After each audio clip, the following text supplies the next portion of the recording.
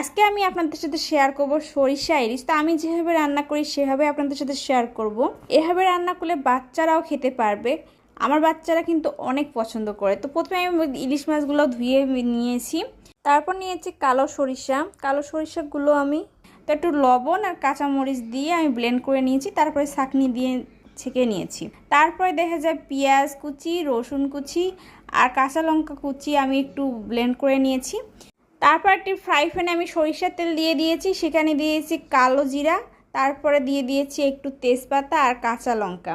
তারপর ফোড়নটা ভালোভাবে ভাজা হয়ে গেলে সেখানে আমি দিয়ে দিয়েছি পেঁয়াজ বাটাটা ভালোভাবে কষিয়ে তারপর লবণ, হলুদ, মরিচের গুঁড়ো, সামান্য একটু জিরা গুঁড়ো দিয়ে কষিয়ে নিয়েছি। তারপর আমি ইলিশ মাছগুলো দিয়ে দিয়েছি। তারপর মাছটা ভালোভাবে কষানো হয়ে গেলে দিয়ে দিয়েছি সরিষা বাটাটা। যতটুকু আমি ঝোল করব ততটুকু দিয়েছি। তারপর ভালোভাবে সরিষা বাটার সাথে কষানো হয়ে গেলে দিয়ে দিয়েছি ঝোলের পানি। দেখুন কত সুন্দর হয়েছে, একটু বলক উঠলে নামিয়ে নিয়েছি।